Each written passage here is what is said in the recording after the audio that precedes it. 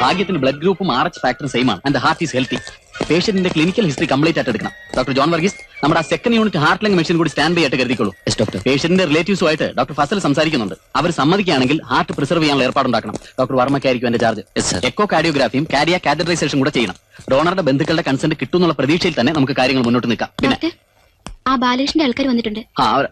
എന്റെ കൺസൾട്ടിംഗ് റൂമിൽ വെയിറ്റ് ചെയ്യാൻ പറയും. നിങ്ങൾ എന്റെ കൂടെ വരും. നീ ഒന്ന് സമാധാനിക്ക് എന്റെ ദാക്ഷായണി. വല്ല ചെക്കപ്പിനോ മറ്റോ കൊണ്ടുപോയതായിരിക്കും. ആ ഡോക്ടർ ഒന്നും കൂടെ വന്നോട്ടെ.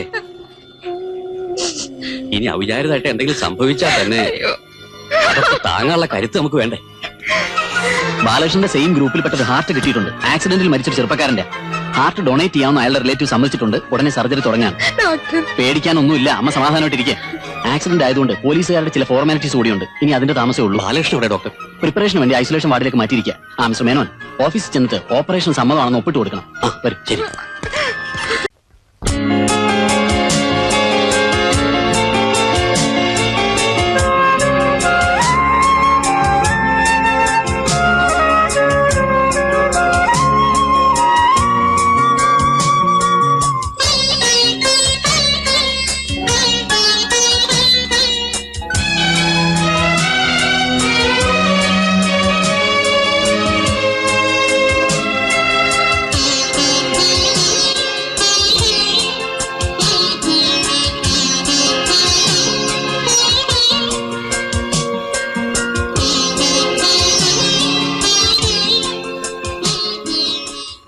May I come in?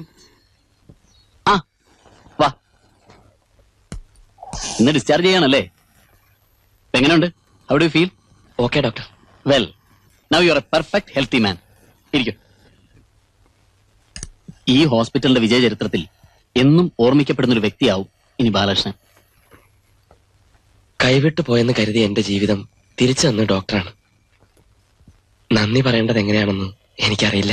നന്ദി പറയേണ്ടത് എന്നോടല്ല, ദൈവത്തോടാണ്. ഭാഗ്യം കൊണ്ട് എല്ലാം ഒത്തുവന്നു, അത്രേ ഉള്ളൂ. അസുഖം ഭേദമായെന്ന് കരുതി പഴയതുപോലുള്ള കടിഞ്ഞാണില്ലാത്ത ജീവിതമൊന്നും പാടില്ല. ഡയറ്റ് കൺട്രോൾ ചെയ്യണം, പിന്നെ മുടങ്ങാതെ എക്സർസൈസ് ചെയ്യണം. ഇനിയിപ്പോ നിരാശപ്പെടേണ്ട കാര്യമൊന്നുമില്ലല്ലോ. അതുകൊണ്ട് ആ പഴയ മദ്യപാനവും പുകവലിയും ഒക്കെ നമുക്കങ്ങ് ഉപേക്ഷിക്കാം. എന്താ? ഇല്ല ഡോക്ടർ, ഇനി അതൊരിക്കലും ഉണ്ടാവില്ല. എനിക്ക് ഇനിയും ഒരുപാട് നാള് ജീവിച്ചിരിക്കണം. Okay, wish you all the best. Thank you doctor. എനിക്ക് ഈ ഹൃദയം തന്നത് ആരാണെന്ന് ഡോക്ടർ ഇതുവരെ പറഞ്ഞില്ല. സോറി, ഇത്തരം കാര്യങ്ങൾ ഞങ്ങൾ സാധാരണ പേഷ്യൻസിനോട് പറയാറില്ല. അല്ല, ഇനിയുള്ള ജീവിതം മുഴുവൻ മറ്റൊരാളുടെ ഹൃദയം വെച്ചോണ്ടല്ലേ? അപ്പൊ പിന്നെ മറ്റൊരാളുടെ ഹൃദയമാണെന്ന് ബാലകൃഷ്ണൻ ഒരിക്കലും ചിന്തിക്കണ്ട. ഇനി ഇത് തന്റെ തന്നെ ഹൃദയമാണ്.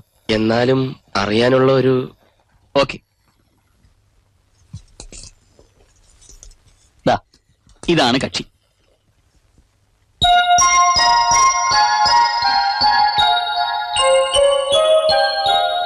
ഇത് ഞാൻ എടുത്തോട്ടെ? ശരി. പിന്നെ വീട്ടിൽ ചെന്ന് ഒരാഴ്ച കഴിഞ്ഞതിന് ശേഷം ബാലകൃഷ്ണൻ ബാങ്കിൽ ജോയിൻ ചെയ്താൽ മതി. കഴിയുന്നതും കുറച്ചു കാലത്തേക്ക് ഹാർഡ് വർക്കുകൾ ഒഴിവാക്കുക. ശരി.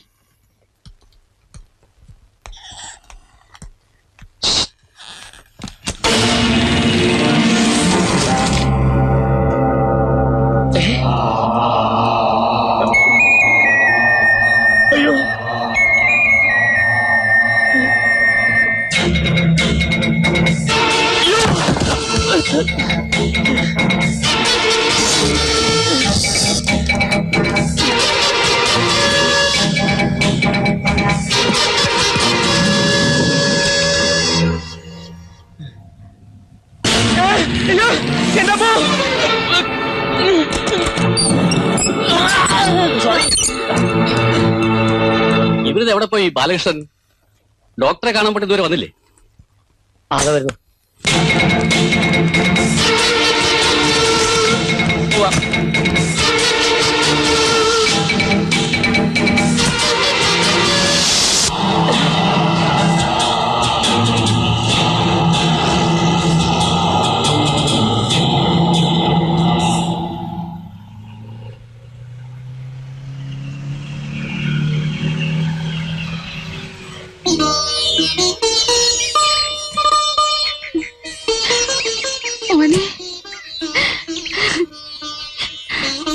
ഇനിയിപ്പോ എന്തിനാ കാര്യനായി? സന്തോഷിക്കല്ലേ വേണ്ടേ? മരിച്ചുപോയവന്റെ അച്ഛൻ ചെയ്ത സുഹൃതം കൊണ്ട് എന്റെ മോന്റെ ആയുസ് ഭഗവാൻ നീട്ടിക്കൊടുത്തത്. വാ, അച്ഛനെ തൊഴുത് കയറിക്കോളൂ.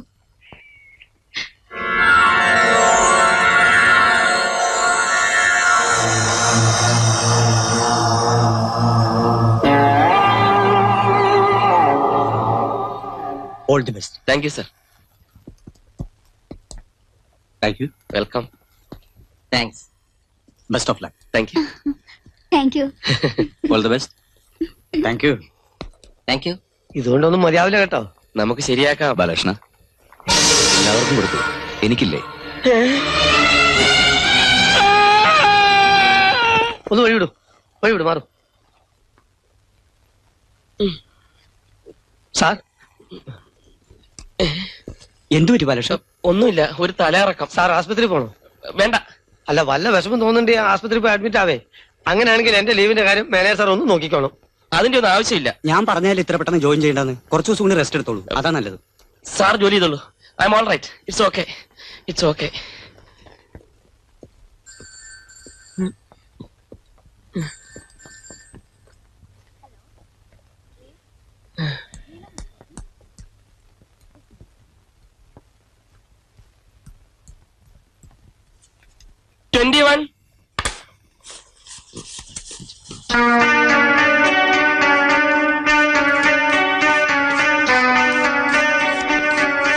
തെറ്റി തെറ്റി, എണ്ണം തെറ്റി.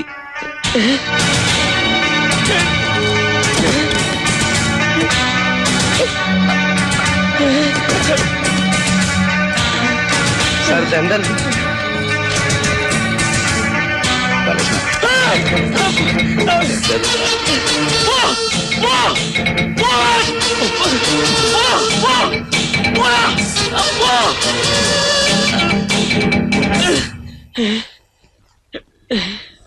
സാർ? ബാലകൃഷ്ണ, എന്തു പറ്റി ബാലകൃഷ്ണ?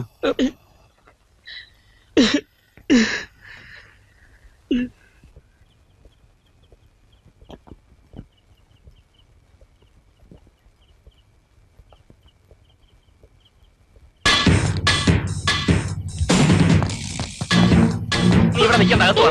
എന്താ ബാലേട്ടാ, വിളക്ക് കെടും. ബാല, എന്താ ചേട്ടാ? ത്രിസന്ധ്യ നേരത്ത് നീ എന്തിനീ വാതിലൊക്കെ കൊട്ടിയടക്കുന്നേ?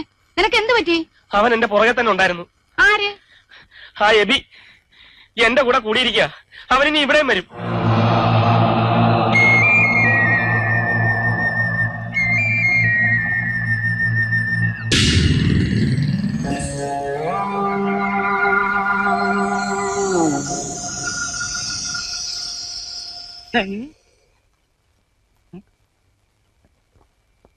ആരടാ നീ? ആരോട് ചോദിച്ചിട്ടാ വളപ്പിക്കയറിയത്? ഈ നെടുമ്പുള്ളി തറവാടിന്റെ മുറ്റത്ത് കാലുകുത്താൻ നിനക്ക് എങ്ങനെ ധൈര്യം വന്നു? നമ്മളാരാ? നമ്മൾ ആരാണെന്ന് എനിക്കറിയില്ല, ഞാൻ ആരാണെന്ന് എനിക്കറിയാം. നീ എന്തിനാ അവിടെ നോക്കണേന്ന്? മുഖത്ത് നോക്കി സംസാരിക്കടാ. നിനക്ക് എവിടെ പോവാ? നിങ്ങൾക്ക് എന്താ അവിടെ കാര്യം? എന്റെ തറവാട്ടിൽ കയറി വന്ന് എനിക്കെന്താ കാര്യം ചോദിക്കാൻ നിനക്കെന്താ കാര്യം? ഇതെന്റെ വീടാ, എന്റെ ഭാര്യയും മക്കൾ അവിടെ താമസിക്കണേ. പ്രായമായൊരു പെണ്ണുണ്ട്. ഇത് എവിടേക്കാണ് അവിടെ നോക്കണേ? നിന്നെപ്പോലുള്ള അനാഥ പ്രേതങ്ങൾക്ക് അലഞ്ഞിരിഞ്ഞ് നടക്കാനുള്ള സ്ഥലമല്ല ഇത്. പോടാ, പോ. എന്തൊരു കഷ്ടമാണെന്ന് പറ. എന്റെ കണ്ണുകൊണ്ട് കണ്ടതല്ലേ, എന്നോട് സംസാരിക്കുകയും ചെയ്ത്, പിന്നെ എങ്ങനെയാ തോന്നലാവുന്നത്? എന്നാ പിന്നെ അവന്റെ ഗോസ്റ്റ് ആയിരിക്കും. അതാ ഞാനും പറഞ്ഞത്. എന്റെ ഭഗവതി, കേട്ടാ, അവൻ നിൽക്കുന്നുണ്ടാ? അവൻ അവിടെ തന്നെ നിപ്പുണ്ട്. എവിടെ? അവിടെ ഒന്നും കാണുന്നില്ലെന്നേ. അവിടെ ഉണ്ട്. ഞങ്ങളൊന്നും കാണുന്നില്ലല്ലോ. നീ കാണുന്നുണ്ടോടാ? ഇല്ല. ഒന്ന് പോയി നോക്കിയ മക്കളെ. നീ കഥ തുറക്കരുത്. ഇവിടെ ആരെയും കാണുന്നില്ല അമ്മേ. അവന് വെറുതെ തോന്നിയായിരിക്കടാ മോനെ. ഓവർഡോസ് ഉള്ള ഒരുപാട് മരുന്ന് കഴിച്ചതിന്റെ റിയാക്ഷൻ ആയിരിക്കും. അയ്യോ, എവിടെ? അവിടെ നിൽക്കുന്നുണ്ടാ? അവിടെ എങ്ങും ആരുമില്ലടാ മോനെ. നിനക്ക് വെറുതെ തോന്നുക. നീ ഒന്ന് അകത്ത് പോയി അല്ലമ്മേ, ആ വെള്ളപ്പാൻറ്റും വെള്ള അന്ന് വാതിലടക്കടാ. പറഞ്ഞാ നിനക്ക് മനസ്സിലാവില്ല അല്ലേ? പോവാൻ. ഞാനൊന്ന് പറഞ്ഞോട്ടെ. നീ ഒന്നും പറയണ്ട. ഇതിനു മുമ്പ് നിന്നെ പോലെ പലരും ഇവിടെ കയറി വന്നിട്ടുണ്ട്. അവരൊക്കെ എന്റെ കയ്യിൽ നിന്ന് മേടിച്ചിട്ടേ പോയിട്ടുള്ളൂ. അമ്മാവൻ ഞാൻ. അമ്മാവനോ? ഏത് വകുപ്പിലാണ് ഞാൻ നിനക്ക് അമ്മാവനായത്? എന്റെ മോളെ നിനക്ക് ഞാൻ കെട്ടിച്ചു തന്നിട്ടുണ്ടോ? നീ മരിച്ചിട്ട് എത്ര നാളായി? 6 മാസമായി. എടാ മോനെ, അഹങ്കാരം കൊണ്ട് പറയല്ലാട്ടോ. നിന്നേക്കാളും 3-4 ബലിച്ചോറ് കൂടുതൽ ഉണ്ടവനാ ഈ ഗോപാലമേനോൻ. നീ ഇറങ്ങ്. ഞാനൊരു കാര്യം പറഞ്ഞോട്ടെ? നീ ഇറങ്ങടാ. പറഞ്ഞിട്ട് ഞാൻ പൊക്കോളാം. ഇറങ്ങാൻ പറഞ്ഞാ നീ. അത് പറയാൻ വേണ്ടിയിട്ടല്ലേ ഞാൻ ഇവിടം വരെ വന്നത്. എടാ ഇറങ്ങാൻ. മോനെ നോക്കിയേ, വലിയ അലച്ചിലൊന്നും വേണ്ടാട്ടോ.